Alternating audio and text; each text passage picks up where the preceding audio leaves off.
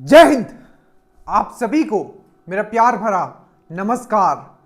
Sir मुझे वर्दी इस बार एनी हाउ लेना है और सर आपके सामने है the most important subject science, जिससे आपका 1/4 25% क्वेश्चंस रहेगा।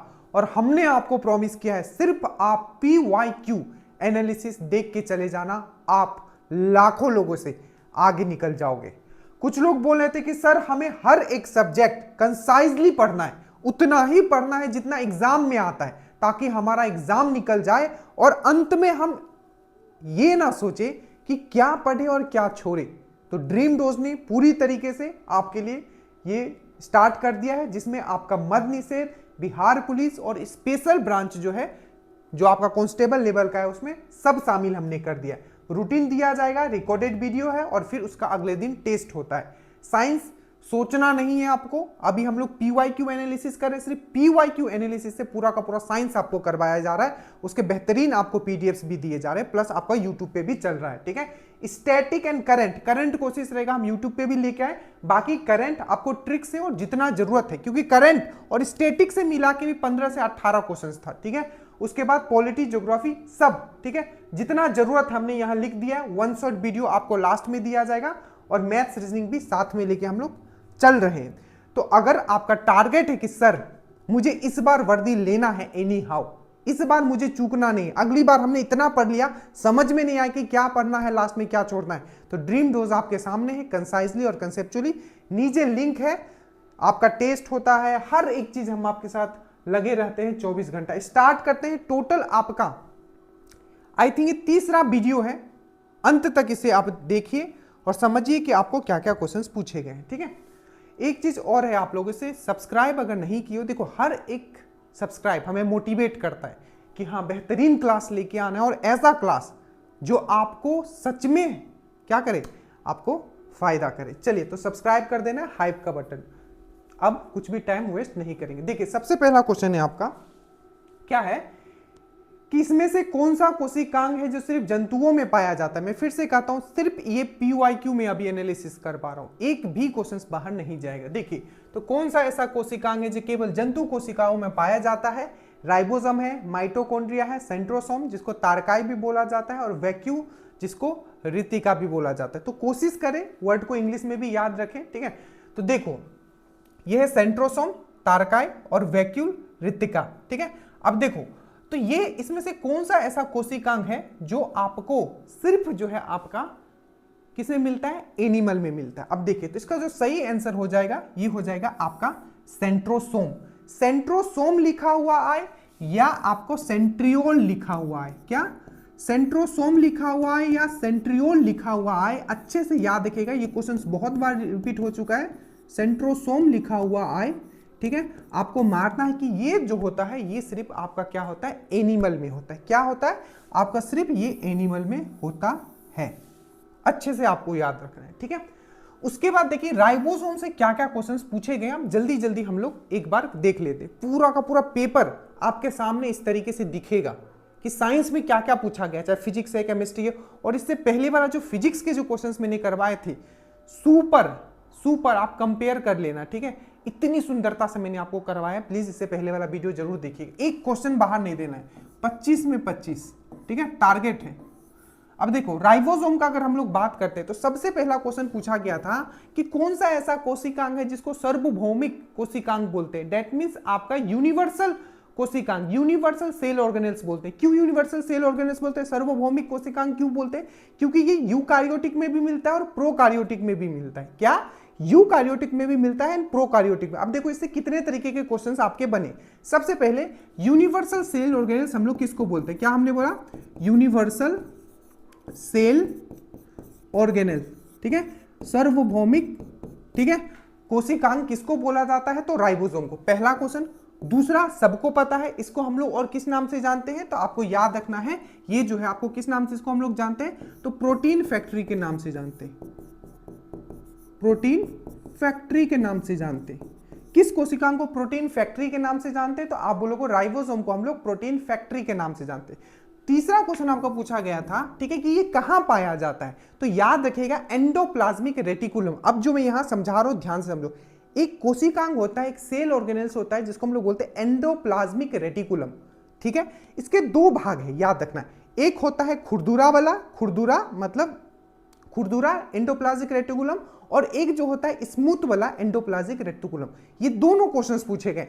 अगर आपको पूछा गया कि राइबोसोम कहां मिलता है, तो खुरदेरा जो खुरदुरा वाला जो पार्ट है आपका एंडोप्लाज्मिक रेटिकुलम का, वहां मिलता है। ठीक है, तो याद रखिएगा एंडोप्लाज्मिक रेटिकुलम का दो भाग है, जिसमें जो खुरदुरा वाला भाग है उस पे आपका क्या मिलता है, राइबोसोम मिलता है। इसीलिए क्वेश्चन पूछा गया था कि एंडोप्लाज्मिक रेटिकुलम का जो खुरदुरा वाला भाग है वो क्या बनाता है, तो प्रोटीन बनाता है। अच्छे से याद रखना, खुरदुरा वाला भाग प्रोटीन बनाता है। क्यों? क्योंकि उस पे राइबोसोम रहता है। और एक बार ये पूछ लिया, जाके देख लेना पेपर में। ठीक है, स्मूथ वाला जो एंडोप्लाज्मिक रेटिकुलम है वो क्या बनाता है, तो वो लिपिड बनाता है या फैट बनाता है। फैट या लिपिड, दैट मींस वसा बनाता है। तो खुरदुरा वाला भाग जो है आपका प्रोटीन बनाता है। क्यों? क्योंकि राइबोसोम मिलता है आपका खुरदुरा वाला भाग पे एंडोप्लाज्मिक रेटिकुलम में।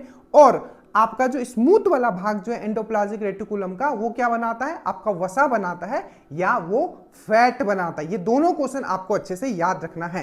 तो ये कहां मिलता है, तो एंडोप्लाज्मिक रेटिकुलम का जो आपका जो स्मूथ वाला खुरदुरा वाला जो भाग होता है ये उस पे मिलता है। और स्मूथ वाला भाग से क्या निकलता है, उसका फैट बनता है, लिपिड बनता है, वसा बनता है। याद रखिएगा। अब देखो राइबोसोम से क्या पूछा गया था, इवन ये दरोगा में भी पूछा गया था। राइबोसोम जो होता है दो प्रकार का होता है, एक होता है आपका 70S और एक होता है आपका 80S। क्वेश्चन ये पूछा गया था कि जो 70S है ये कहां कहां मिलता है। याद रखना, जितना भी प्रोकार्योटिक जीव होंगे, प्रोकार्योटिक मतलब मोनेरा किंगडम, फिर से आप एक स्टूडेंट हो, कनेक्ट करना है। 70S वाले कहां मिलेंगे, तो मोनेरा जगत में मिलेंगे। दैट मीन्स आपका ये मोनेरा जगत वाले जो है, मोनेरा जगत में क्या आता है, तो प्रोकार्योटिक जीव आते। सर प्रोकार्योटिक क्या है सर, तो ये यूनिसेलर होंगे, एक कोशिका होंगे, और इसका जो कोशिका होगा वो डेवलप्ड नहीं होगा। कोशिका डेवलप नहीं है मतलब उसका न्यूक्लियस भी डेवलप नहीं है।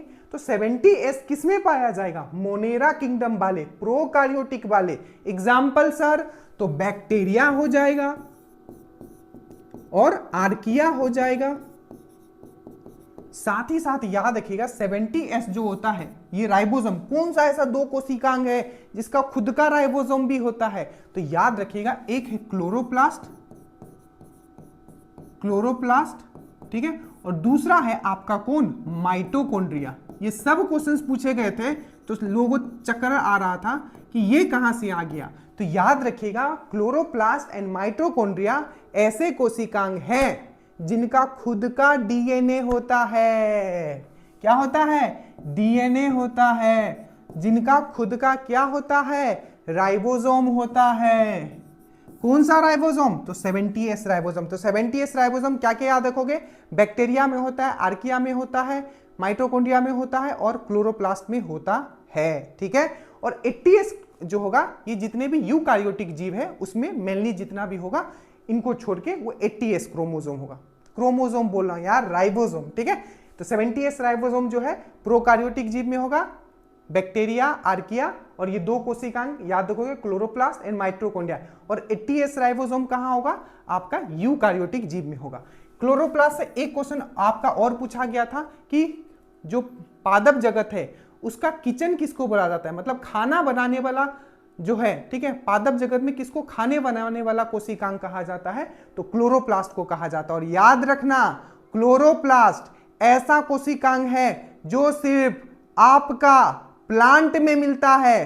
क्लोरोप्लास्ट सिर्फ प्लांट में मिलता है और इसी क्लोरोप्लास्ट को हरित लवक भी बोलते हैं, जिसमें आपका क्या होता है, तो क्लोरोफिल होता है। और क्लोरोफिल से क्या क्वेश्चन पूछा गया था, याद करो कि सन जो है, सन का लाइट को ट्रैप कौन करता है, अवशोषित कौन करता है, तो आप बोलोगे क्लोरोफिल। और यही क्वेश्चन एक और कनेक्ट कर देता है कि क्लोरोफिल में कौन सा मेटल पाया जाता है, एलिमेंट, तो आप बोलोगे मैग्नीशियम पाया जाता है। बस इसी सुंदरता के साथ चीजों को कनेक्ट करना है। ठीक है, ये चीज आप समझ गए। तो राइबोसोम आप समझिए कि राइबोसोम के बारे में मैंने आपको यहां क्या क्या बताया वो आपको याद रखना है। ठीक है, यहां है माइटोकॉन्ड्रिया। यहां से क्या क्वेश्चन पूछा गया था, क्वेश्चन ये पूछा गया था माइटोकॉन्ड्रिया से। आप देखो माइटोकॉन्ड्रिया से क्या क्या क्वेश्चन पूछा गया। हम लोग कोशिश ये रहेगा कि एक क्वेश्चन जब करें तो उससे जितने क्वेश्चंस पूछे गए सब उसी में हम लोग के सामने दिखे। ऐसा नहीं कि हम लोग रटे, क्योंकि हर क्वेश्चन में कुछ कुछ रटेंगे तो फिर तो जिंदगी भर रटते ही रह जाएंगे। कनेक्ट करना सीखेंगे, ठीक है। अब इसका तो आंसर क्या हो जाएगा, इसको हम लोग सेंट्रोसोम लिख देते हैं। अब माइटोकॉन्ड्रिया पे आते हैं। सबसे पहला क्वेश्चन, पेपर उठा, अगर पेपर आप नहीं उठाए हो तो पेपर उठाना शुरू कर दो। आपको यह पता होना चाहिए कि सर जो पढ़ा रहे हैं कि सच में वो आया है, क्या हम जो पढ़ रहे हैं या कहीं भी आप पढ़ रहे हो तो क्या वो लेवल हम टच कर पा रहे हैं, ये समझना बहुत जरूरी है। तो PYQ जो ये लास्ट 2 जो एग्जाम हुआ है बस उसका, ठीक है। अब देखो माइटोकॉन्ड्रिया, सबसे पहला क्वेश्चन पूछा गया था, ठीक है, कि अगर माइटोकॉन्ड्रिया नहीं होगा हमारे कोशिका में तो क्या होगा। सबसे सिंपल क्वेश्चन था, तो क्या होगा बताओ। अगर माइटोकॉन्ड्रिया नहीं होगा तो ऑक्सीडेशन नहीं होगा, ऑक्सीकरण नहीं होगा। किसका ऑक्सीकरण नहीं होगा जल्दी से बताओ। तो सर ग्लूकोज का ऑक्सीकरण नहीं होगा।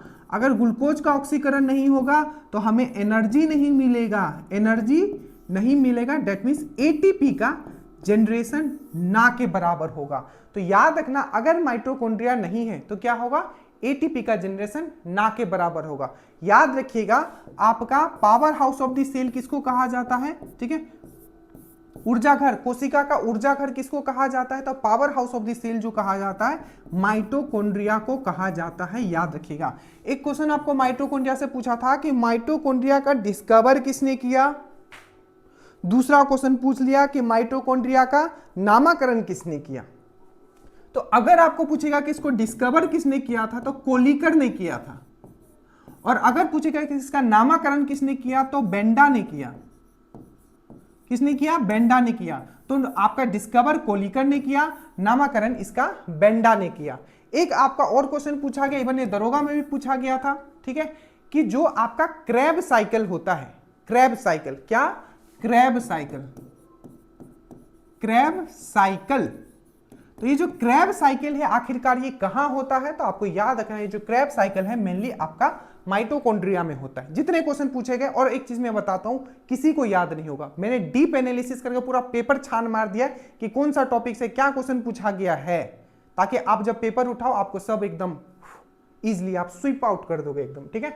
तो कोलिकर, क्रैब साइकिल, बेंडा किससे रिलेटेड है, आपका माइटोकॉन्ड्रिया से। माइटोकॉन्ड्रिया से एक चीज और याद रखिएगा, ये जो एनर्जी रिलीज करता है किस फॉर्म में, एटीपी के फॉर्म में। एटीपी का मतलब क्या होता है, एडिनोसाइन ट्राइफॉस्फेट। अच्छे से इसका फुल फॉर्म याद रखना, एडिनोसाइन ट्राइफॉस्फेट। और क्वेश्चन पूछा गया एनर्जी करेंसी ऑफ सेल किसको कहा जाता है। जैसे इसको powerhouse of the cell कहा जाता है, मतलब कोशिका का ऊर्जा घर कहा जाता है, ठीक है। इसको कहा जाता है क्या, energy currency of cell. Energy, energy मतलब आपका क्या होता है, सबको पता है एनर्जी मतलब एनर्जी, एनर्जी करेंसी। कोशिका का एनर्जी करेंसी किसको कहा जाता है, तो कोशिका का एनर्जी करेंसी इसको ही कहा जाता है। और माइटोकॉन्ड्रिया ये भी पूछा गया था मैच ऑफ द फॉलोइंग में, ये डबल लेयर होता है, मतलब दोहरी झिल्ली से ये बना होता है, तो डबल मेम्ब्रेन होता है। अच्छे से याद रखिएगा, ठीक है। तो ये सब कुछ कुछ पॉइंट आपको याद रखना है। ये वैक्यूल से भी क्वेश्चन पूछा गया था, याद आया। वैक्यूल जो होता है प्लांट में बहुत बड़ा होता है, रितिका, ठीक है, प्लांट में बहुत ही बड़ा होता है, और जो होता है एनिमल में थोड़ा छोटा होता है। और इसका मेन काम क्या होता है, तो ये जो पोषण होता है, जो न्यूट्रिशन होता है, उसको क्या करता है, स्टोर करके रखता है। पानी जो होता है उसको स्टोर करके रखता है। और टर्जर दबाव जो होता है, टर्जर दबाव क्या है, टर्जर प्रेशर जो मैंने बताया था, जो प्लांट है, जो प्लांट का कोशिका है, ठीक है, जो कोशिका भित्ति है उस पे जो प्रेशर लगाता है, ठीक है, अंदर से, ताकि वो स्ट्रेट खड़ा रहे, अंदर से प्रेशर नहीं लगेगा एकदम झुक जाएगा, तो अंदर से जो प्रेशर लगाता है, तो टर्जर प्रेशर, टर्जर दबाव को मेंटेन कौन करके रखता है, तो आपका वैक्यूल। यही चीज जब आएगा अगली बार सब लोग गलत करके आएंगे, बस आप लोग होगे जो इसका सही करके आओगे, ठीक है। तो सेंट्रोसोम आप याद रखोगे। चलो आगे चलते हैं। ये क्वेश्चंस तो मतलब फेवरेट क्वेश्चन है, हर शिफ्ट में था, ठीक है। आप YouTube पे जाइएगा, मारिएगा, क्या मारिएगा, एसेक्सुअल रिप्रोडक्शन, क्या मारिएगा, एसेक्सुअल रिप्रोडक्शन बाय ड्रीम डोज, इसका पूरा चैप्टर आ जाएगा, ठीक है। बहुत इंपॉर्टेंट है ये। देखिए इजी है ये, बहुत बार कर भी चुके हैं, एक बार फिर से हम लोग इसको पूरा का क्वेश्चंस को देखते हैं। Asexual reproduction in Plasmodium, Plasmodium में, ठीक है, और लैंगिक प्रजनन किस विधि के द्वारा होता है। Binary fission, budding, multiple fission, fragmentation. तो इसका सही आंसर क्या होगा? Multiple fission. ठीक है, अगर हम लोग प्लाज्मोडियम का बात करते हैं, प्लाज्मोडियम, तो सबसे पहले आप क्या याद रखोगे? सबसे पहले क्या याद रखोगे? ये एक क्या है? प्लाज्मोडियम क्या है? एक पैरासाइट है, एक परजीवी है। ठीक है, क्या है? पैरासाइट है। क्या है? एक परजीवी है, जिससे कौन सा बीमारी होता है आपको? मलेरिया होता है। ठीक है, मलेरिया। वर्ल्ड अंतरराष्ट्रीय मलेरिया दिवस हम लोग कब मनाते हैं? 25 अप्रैल को। ठीक है, अब ये जो प्लाज्मोडियम है जिससे आपको मलेरिया होता है, ये क्या है? परजीवी है, इसीलिए इसको फैलाता कौन है? तो एनाफोलिस, एक मादा, मतलब फीमेल मॉस्क्यूटो है। तो फीमेल मॉस्क्यूटो जो है एनाफोलिस, वही जो है इसको लेके जाता है अलग अलग बॉडी पे, और इसी के कारण आपको मलेरिया होता है। और ये जो प्रजनन करता है, कैसे करता है? तो अलैंगिक प्रजनन करता है, एसेक्सुअल रिप्रोडक्शन करता है। और किससे करता है? तो आपको याद रखना है multiple fission, that means बहुविखंडन।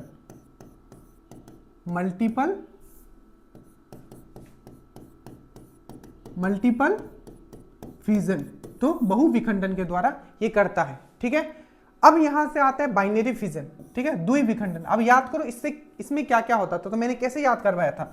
B मतलब binary, PA Bihar police academy. ठीक है, तो बाइनरी फिजन जो होता है, पहला आप याद रखोगे पैरामेसियम, पैरामेसियम में होता है। किस में होता है? पैरामेसियम, पहला याद रखोगे। दूसरा याद रखोगे एमोइबा, एमोइबा याद रखोगे। तो ये दो जीव याद रखोगे, एक है आपका पैरामेसियम, एक है एमोइबा। अब यहां से दो क्वेश्चन और आपको पूछा गया है। पैरामेसियम को क्वेश्चन पूछा जाता है कौन सा ऐसा जीव है जिसका चप्पल इवन ग्रुप डी में भी पूछा गया था, जिसका चप्पल का जैसा आकार होता है, स्लीपर का जैसा, सैंडल का जैसा। तो स्लीपर का जैसा जो आकार होता है वो किस में होता है? तो आपका पैरामेसियम में होता है। और पूछा गया था सीलिया, सीलिया किस में पाया जाता है? एक धागानुमा संरचना होता है। तो सीलिया जो होता है वो भी, सीलिया एक धागानुमा मतलब थ्रेड लाइक स्ट्रक्चर होता है, धागानुमा संरचना, सीलिया इसमें पाया जाता है, स्लीपर लाइक स्ट्रक्चर है।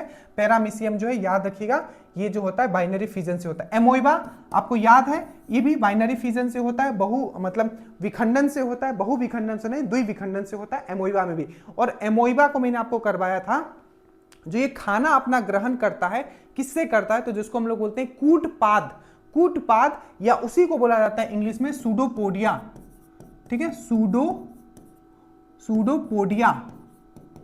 ठीक है, सूडोपोडिया भी इसको बोला जाता है। उस प्रोसेस को क्या बोला जाता है? तो फेगोसाइटिस। अब इसके कोई हिंदी नहीं होता। ठीक है, आप फेगोसाइटिस याद रखोगे। सूडोपोडिया को हम लोग कूटपाद बोलते हैं, ये चीज याद रखेगा। तो ये बडिंग हो गया। हाँ चलो, ये हो गया। ठीक है, इसका आंसर तो ये है। उसके बाद है आपका बडिंग याद करो, जिसको हम लोग बोलते हैं कली बनना। बडिंग जिसको हम लोग बोलते हैं मुकुलन। क्या बोलते हैं? मुकुलन। तो बडिंग किसमें होता है? तो याद रखेगा हाइड्रा एंड ईस्ट। ईस्ट क्या है? याद करो, एक कवक है, फंगस है, एक कोशीय फंगस है। क्या है? एक कोशीय फंगस है। क्या है? एक कोशीय फंगस है, आपको याद रखना है। क्या है आपका? ईस्ट क्या है आपका? एक कोशीय फंगस है, आपको याद रखना है। ईस्ट एक कोशीय फंगस है, जो कि किस चीज में हेल्प करता है? तो किण्वन प्रोसेस में, फर्मेंटेशन में हेल्प करता है। फर्मेंटेशन मतलब जो आप दारू बनाते हो उसमें ईस्ट का प्रयोग किया जाता है, और ईस्ट का जो प्रजनन होता है वो आपका बडिंग के द्वारा होता है। ईस्ट क्या है? तो कवक है, और कवक का जो कोशिका भित्ति बनी होती है, ये भी बहुत बार पूछा गया है, तो काइटिन से बना होता है, काइटिन से। और कवक से क्या पूछा था? इससे एक विष निकलता है जिसको बोला जाता है अफ्लाटॉक्सिन। इवन ये आपका दरोगा मेंस में भी आया था, अफ्लाटॉक्सिन। और कवक के स्टडी को क्या कहा जाता है? फाइकोलॉजी या माइकोलॉजी।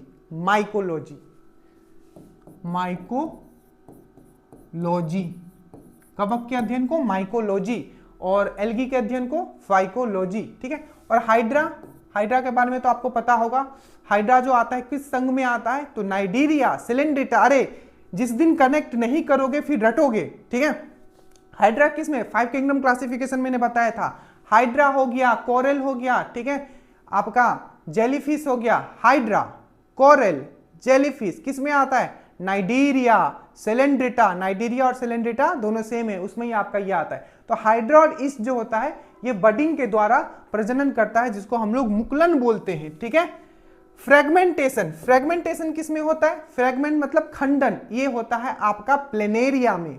किस में होता है? प्लेनेरिया में। किस में होता है?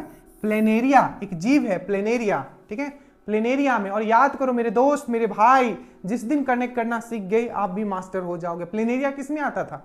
5 किंगडम क्लासिफिकेशन में। It's all about fact, how much fact you have in your mind, कितना फैक्ट है। और जितना फैक्ट रहेगा नॉलेज बढ़ेगा, और फिर स्टेटमेंट बेस्ड क्वेश्चंस आएंगे तो लोगों को लगेगा कि वो हार्ड है, बट आप चीजों को कनेक्ट करोगे, बोलोगे हाँ ये तो हमने पढ़ा है यहाँ, और उन चीजों को भी सॉल्व करो। प्लेनेरिया किस में आता था बताओ? प्लेटी हेलमेंथेंसी में आता था प्लेनेरिया, टेपवार्म, प्लेनेरिया, टेपवार्म। और मैंने क्या बताया था? Liver fluke. क्या बताया था? लीवर फ्लूक, ठीक है। तो ये तीनों याद रहना चाहिए, किस में आता है? तो उसमें आता है, ठीक है। तो फ्रेगमेंटेशन होगी। चलो आगे चलते हैं।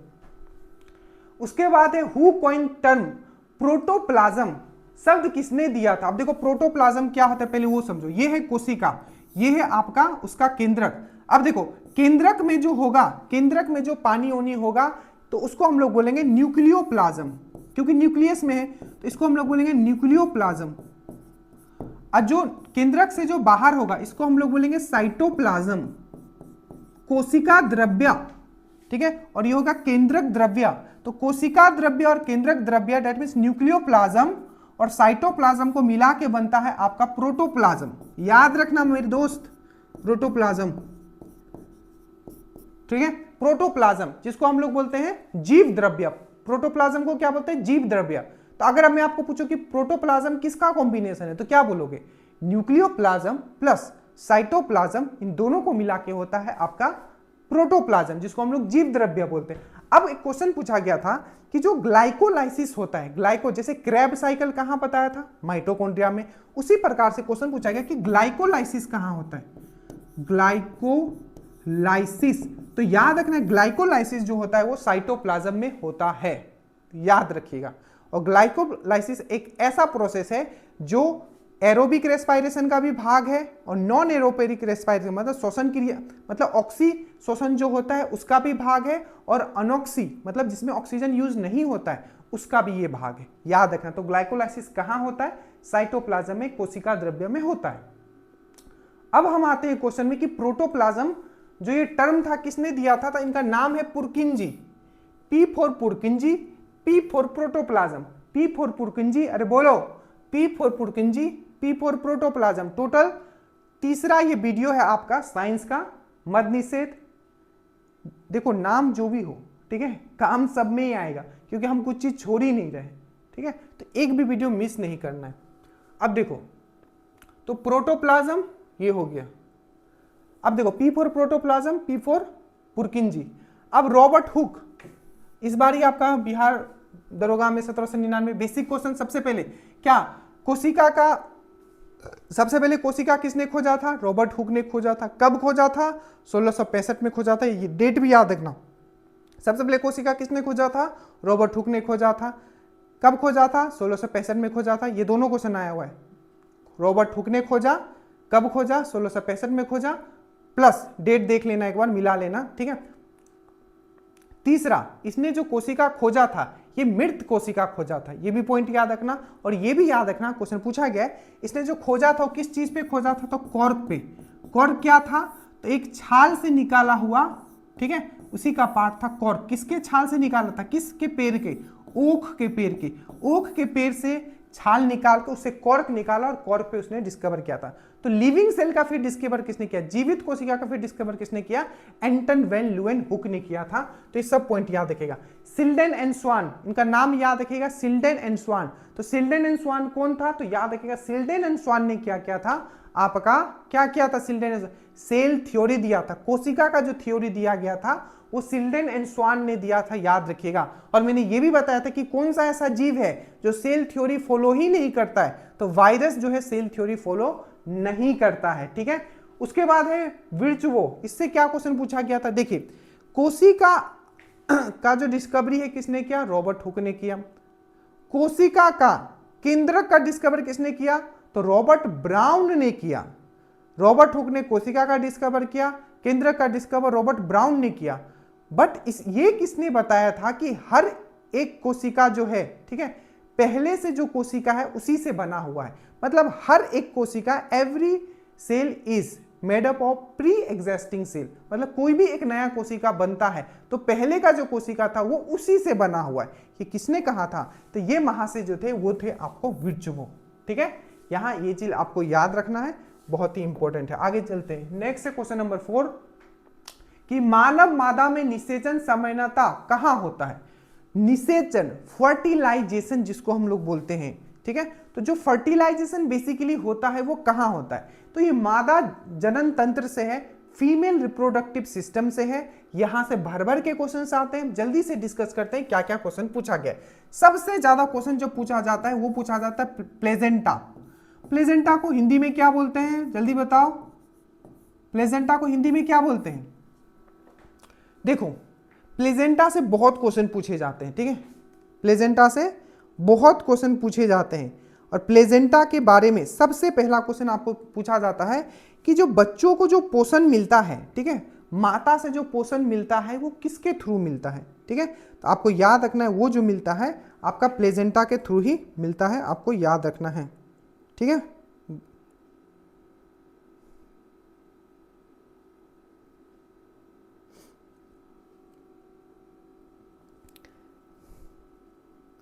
गर्भनाल या अपार उसको बोला जाता है। ठीक, देखो जब प्लेजेंटा को क्या बोला? गर्भनाल। तो मुझे ये तो बेसिक वर्ड है ये, इसको हिंदी में एग्जैक्टली एक और वर्ड अपरा, ठीक है, अपरा।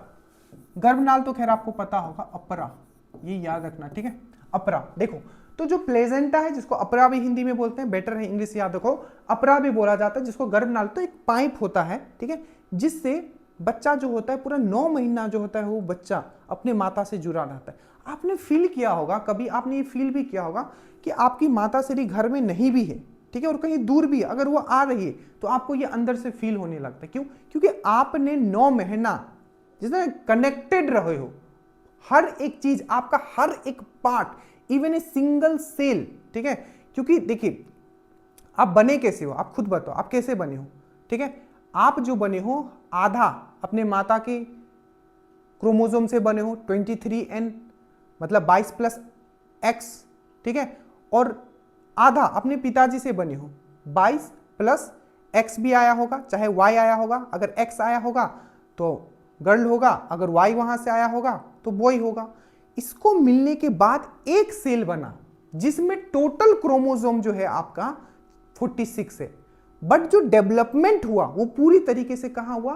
तो क्वेश्चन पूछा गया, ये मैं बता रहा था, थोड़ा समझा रहा था, तो क्वेश्चन पूछा गया जो आपका डेवलपमेंट होता है निषेचन के बाद, ठीक है, वो कहां होता है? तो निषेचन कहां होगा, फर्टिलाइजेशन कहां होगा?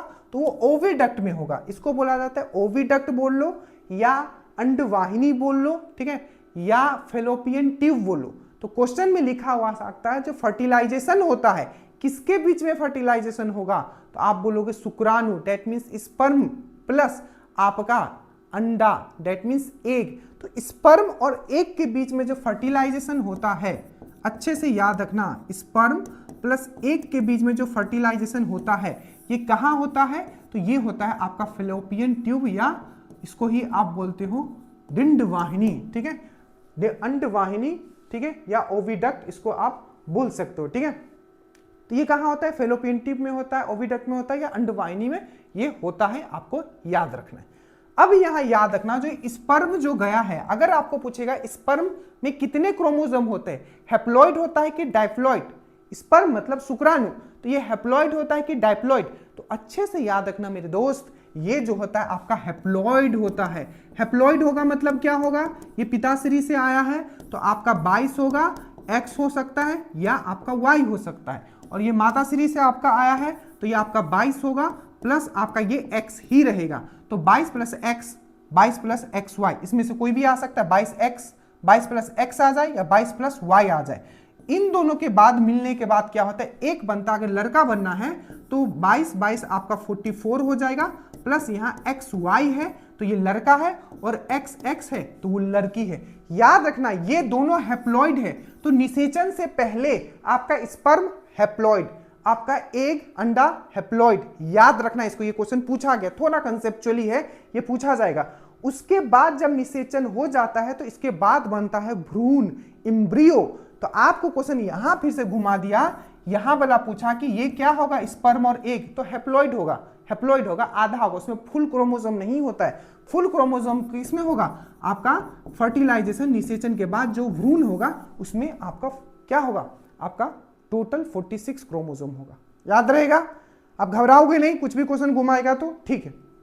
जो जो कंसेप्ट मैंने समझाया 22+X ये सबसे भी पूछा गया, ठीक है, ये चीज आपको समझ में आया। तो ये चीज आपको याद रखना है। साथ ही साथ अब यहां से क्या क्या क्वेश्चन पूछा गया है, उसके बाद पूछा गया, ठीक है, निषेचन तो होता है फेलोपियन ट्यूब में, ठीक है, अंडवाहिनी में होता है। क्वेश्चन पूछा गया कि बच्चों का जो विकास होता है वो कहां होता है, तो याद रखो विकास जो होता है ये यूट्रस में होता है, गर्भाशय में, मतलब डेवलपमेंट, डेवलपमेंट जो होगा बच्चे का, ठीक है, डेवलपमेंट जो होगा बच्चे का कहां होगा, आपका गर्भाशय में होगा। ये चीज याद रखना है।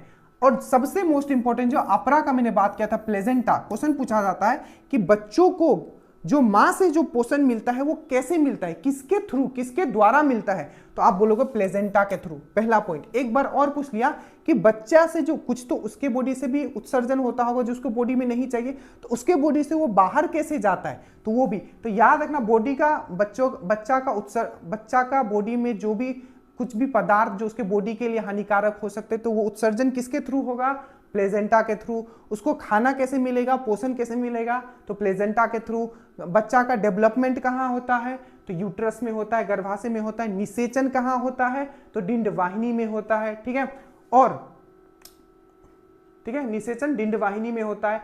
और स्पर्म क्या है, तो हैप्लॉइड है। एग क्या है, तो हैप्लॉइड है। एम्ब्रियो जब बनता है वो क्या है, तो डाइप्लॉइड है, ठीक है, ये चीज याद है। और ओवरी, अंडा कौन बनाता है, तो ओवरी बनाता है। अंडा, ओवरी मतलब अंडा अंडाशय के द्वारा बनाया जाता है। और जो स्पर्म है ये किसके द्वारा बनाया जाता है, वृषण के द्वारा। वृषण जिसको हम लोग बोलते हैं टेस्टिस, टेस्टिस बोलते हैं, ठीक है, टेस्टिस बोलते हैं। अब याद रखना नसबंदी पे क्वेश्चन पूछा जाता है। महिला में जो नसबंदी होता है और पुरुष में जो नसबंदी होता है उसको क्या बोलते हैं। जैसे पुरुष में होगा तो वैस डिफरेंस को काटा जाता है। वैस डिफरेंस एक मैंने बताया था, एक नली होता है वैस डिफरेंस, तो वैसेक्टोमी बोला जाता है। तो पुरुष में जो नसबंदी होता है वैसेक्टोमी, वैसेक्टोमी। और महिला में जो होता है ट्यूबेक्टोमी, ट्यूबेक्टोमी। तो महिला में ट्यूबेक्टोमी और पुरुष में वैसेक्टोमी। इतना कम से कम अभी यहाँ याद रखिए, आगे चलते हैं, नहीं तो पांचों क्वेश्चंस में हम लोग 1 घंटा निकल जाएगा। देखिए इसमें क्वेश्चन पूछा कि कौन सा शरीर का नियंत्रण, ये बहुत ही बेसिक क्वेश्चन था जब आया है, शरीर का नियंत्रण एवं समन्वय मतलब कंट्रोल एंड कोऑर्डिनेशन जो होता है पूरा बॉडी का, वो कौन करता है, यहां पूछा गया है। जल्दी से देखिए कौन करता है, तो ये जो है बेसिकली आपका करता है, ये है आपका, सबको पता है, ये है आपका हमारा प्यारा ब्रेन, ब्रेन हमारा प्यारा ब्रेन। और ब्रेन का शांत रहना बहुत जरूरी है, ठीक है, तो शांति बनाए रखिए, ठीक है, जीवन में शांति बना रहना बहुत जरूरी है, क्योंकि ब्रेन अगर शांत नहीं रहेगा तो फिर कुछ नहीं होगा, ठीक है, 10 गो बीमारी हो जाएगा आपको। तो ब्रेन को शांत रखना है और सामने वाले को भी समझना है कि सामने वाले को टेंशन ना दे, ठीक है। अब देखिए, अब ब्रेन जो है आपका, ध्यान से समझिए, सबसे पहला which organ act as the control and coordination centre of the body, तो आप आंसर मारोगे ब्रेन, ब्रेन। और यहां से क्वेश्चन पूछा गया था कि ब्रेन आपका सही से काम कर रहा है कि नहीं, इसके लिए एक टेस्ट होता है जिसको कहते हैं EEG, EEG। EEG का फुल फॉर्म क्या है, इलेक्ट्रोएन्सेफेलोग्राम, इलेक्ट्रोएन्सेफेलोग्राम। तो EEG जो होता है आपको ब्रेन का चेक करने के लिए होता है। और हार्ट आपका सही से काम कर रहा है कि नहीं, उसके लिए ECG होता है, इलेक्ट्रोकार्डियोग्राम, यह है इलेक्ट्रोएन्सेफेलोग्राम, ठीक है, ये चीज याद रखना।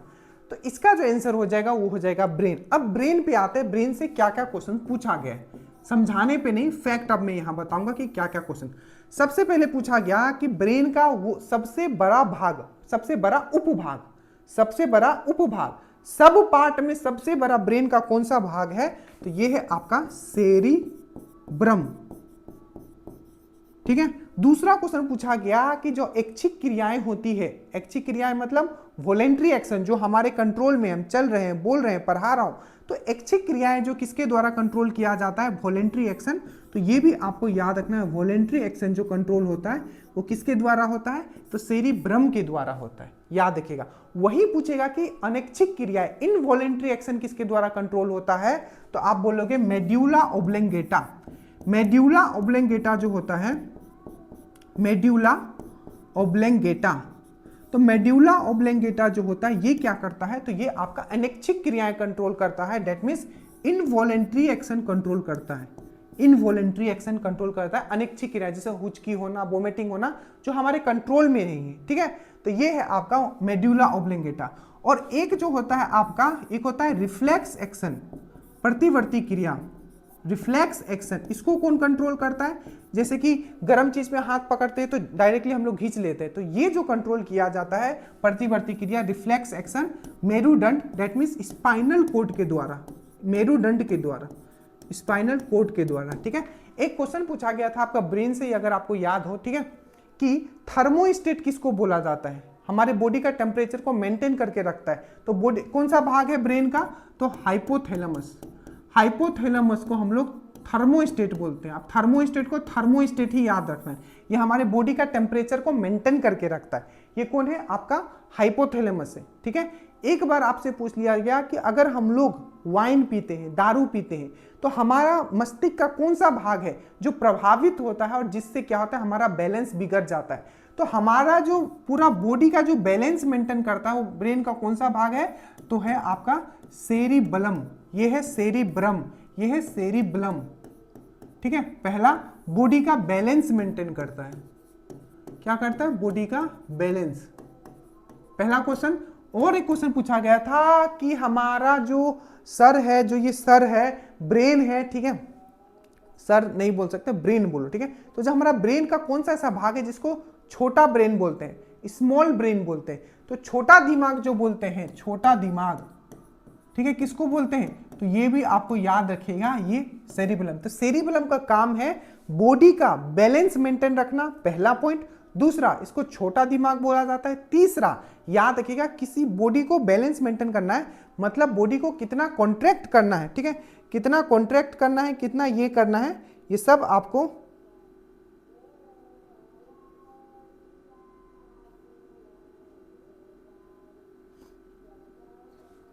ठीक है। तो ये हो जाएगा आपका छोटा दिमाग, बॉडी को बैलेंस का, और जो आपका मसल है, इसको कितना कॉन्ट्रैक्ट करना है, मतलब किसका कितना संकुचन करना है, ये भी इसी के द्वारा कंट्रोल किया जाता है। और याद रखिएगा, जितना भी आपका सेरिब्रम से याद रखिएगा, जितना भी आपका सोचने का शक्ति है, आपको किसी चीज को याद रखने का शक्ति है, जो भी इंटेलिजेंट वाला जो चीज होता है, वो सेरिब्रम ही आपका मेंटेन करता है, याद रखना ब्रेन से। ठीक है, लीवर से याद रखिएगा, क्वेश्चन पूछा गया था कि हमारे बॉडी का कौन सा ऐसा भाग है जो डिटॉक्सिफाई करता है बहुत अच्छे से, विषैले पदार्थ को हमारे बॉडी से कम करता है। तो याद रखिएगा, डिटॉक्सिफाई करने का काम जो है ये इसी का है। क्यों? क्योंकि हमारे बॉडी में एमोनिया जो होता है उसको यूरिया में कौन चेंज करता है, एमोनिया, अच्छे से याद रखना। तो एमोनिया को जो यूरिया में जो चेंज करता है वो लीवर करता है, पहला पॉइंट। दूसरा, याद रखिएगा, कौन सा ऐसा बॉडी का अंग है, लार्जेस्ट ग्लैंड, अगर आपको मैं बोलूं कि लार्जेस्ट, सबसे बड़ा जो ग्रंथि है हमारे बॉडी में कौन सा है, तो आप बोलोगे लीवर है। एक और याद रखिएगा, लीवर क्या होता है कि आपका पूछा जाता है, लीवर ये वाला हो गया, हाँ ये हो गया, और लीवर तो मैंने बता दिया सबसे बड़ा ग्रंथि है। ठीक है, और ये क्या करता है, एमोनिया को यूरिया में चेंज करता है, उसके बाद वो यूरिन के थ्रू निकल जाता है। तो ये क्या करता है, हमारे बॉडी से विषैले पदार्थ को यूरिया से, एमोनिया से यूरिया में चेंज करने में हेल्प करता है। ठीक है, और एक चीज यही बता रहा था, अगर आप दारू ज्यादा पियोगे तो बीमारी हो जाता है सिरोसिस। ठीक है, सिरोसिस, CI वाला, ठीक है, C वाला सिरोसिस। ठीक है, तो सिरोसिस बीमारी हो जाता है। तो एक्सेस अगर आप वाइन पीते हो तो किसको इफेक्ट करता है, तो ये भी आपको लीवर को करता है, ये चीज आपको याद रखना है। स्पाइनल कॉर्ड का क्या काम था, प्रतिवर्ती क्रिया को ये कंट्रोल करता है, स्पाइनल कॉर्ड करता है, याद रखिएगा। ठीक है, आज हम लोग इतने ही रखते हैं, 5 क्वेश्चंस। ठीक है, कोशिश रहेगा कि डेली हम लोग करें, जब डेली करेंगे किसी चीज को तो हमारा साइंस बहुत स्ट्रांग हो जाएगा। इससे पहले वाला जरूर देख लेना जो फिजिक्स वाला मैंने करवाया था। कैसा लगा क्लास नीचे कमेंट कीजिएगा, और बस इतना सपोर्ट है कि आज सब लोग अपना स्टेटस पे शेयर करोगे और नीचे कमेंट करोगे कि क्लास कैसा लगा। जय हिंद।